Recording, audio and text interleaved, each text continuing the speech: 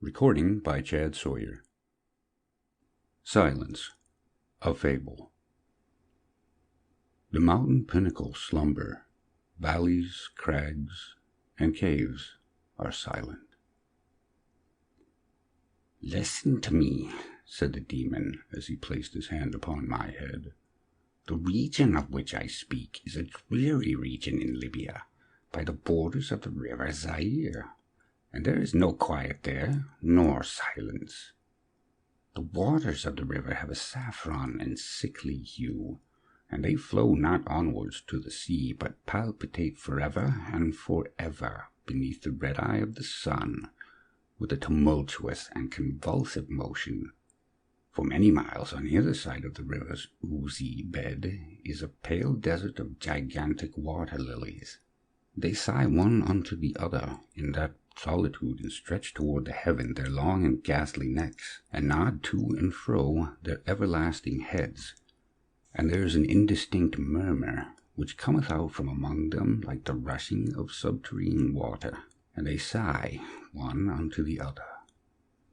But there is a boundary to their realm, the boundary of the dark, horrible, lofty forest. There, like the waves about the Hebrides, the low underwood is agitated continually.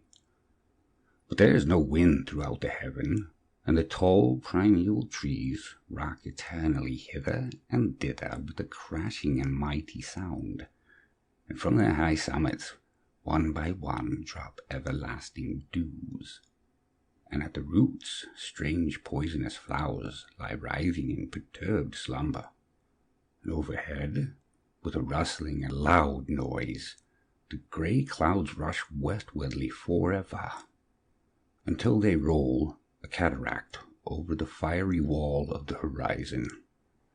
But there is no wind throughout the heaven, and by the shores of the river Zaire there is neither quiet nor silence. It was night, and the rain fell, and falling it was rain, but having fallen it was blood. And I stood in the morass among the tall, and the rain fell upon my head, and the lilies sighed one unto the other in the solemnity of their desolation. And all at once the moon arose through the thin, ghastly mist, and it was crimson in colour, and mine eyes fell upon a huge grey rock which stood by the shore of the river, and was lighted by the light of the moon.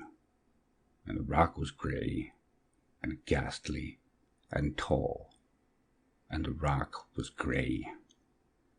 Upon its front were characters engraven in the stone, and I walked through the morass of water lilies until I came close unto the shore, that I might read the characters upon the stone, but I could not decipher them. And I was going back into the morass when the moon shone with a fuller red. And I turned and looked again upon the rock, and upon the characters, and the characters were desolation. And I looked upwards, and there stood a man upon the summit of the rock. And I hid myself among the water lilies, that I might discover the actions of the man. And the man was tall and stately in form, and was wrapped up from his shoulders to his feet in the toga of old Rome.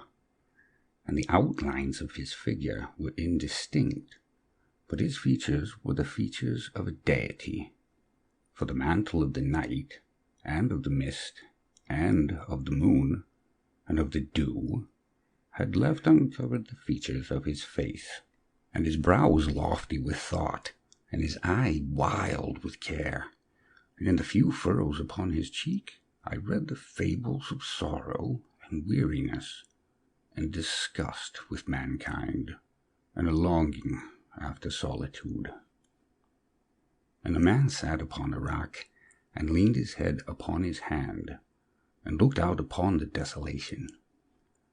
He looked down into the low, unquiet shrubbery, and up into the tall primeval trees, and up higher at the rustling heaven, and into the crimson moon. And I lay close within shelter of the lilies, and observed the actions of the man, and the man trembled in the solitude, But the night waned, and he sat upon a rock. And the man turned his attention from the heaven, and looked out upon the dreary river Zaire, and upon the yellow ghastly waters, and upon the pale legions of the water lilies.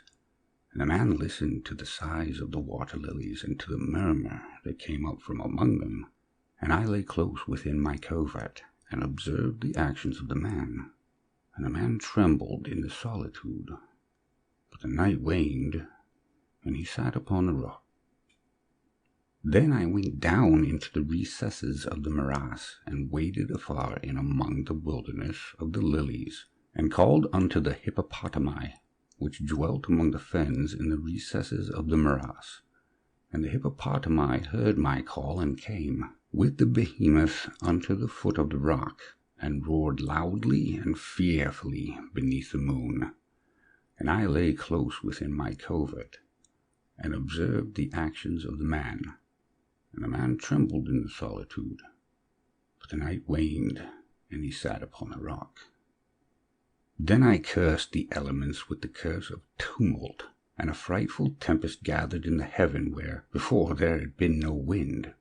And the heaven became livid with the violence of the tempest, and the rain beat upon the head of the man, and the floods of the river came down, and the river was tormented into foam, and the water lilies shrieked within their beds, and the forest crumbled before the wind, and the thunder rolled, and the lightning fell, and the rock rocked to its foundation. And I lay close within my covert, and observed the actions of the man. And the man trembled in the solitude. But the night waned, and he sat upon the rock. Then I grew angry and cursed with the curse of silence, the river, and the lilies, and the wind, and the forest, and the heaven, and the thunder, and the sighs of the water lilies, and they became accursed, and were still. And the moon ceased to totter up its pathway to heaven, and the thunder died away, and the lightning did not flash, and the clouds hung motionless. And the waters sunk to the level and remained, and the trees ceased to rock, and the water lilies sighed no more. And the murmur was heard no longer from among them, nor any shadow of sound throughout the vast, illimitable desert. And I looked upon the characters of the rock, and they were changed, and the characters were silence. And mine eye fell upon the countenance of the man, and his countenance was wan with terror. And hurriedly he raised his head from his hand, and stood forth upon a rock, and listened. But there was no voice throughout the vast, illimitable desert, and the characters upon the rock were silence. And the man shuddered, and turned his face away, and fled afar off in haste, so that I beheld him no more.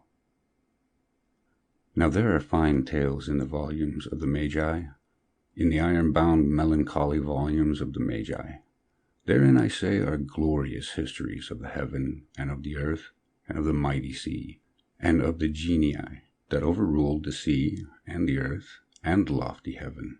There was much lore, too, in the sayings which were said by the Sibyls, and holy, holy things were heard of old by the dim leaves that trembled around Dodona.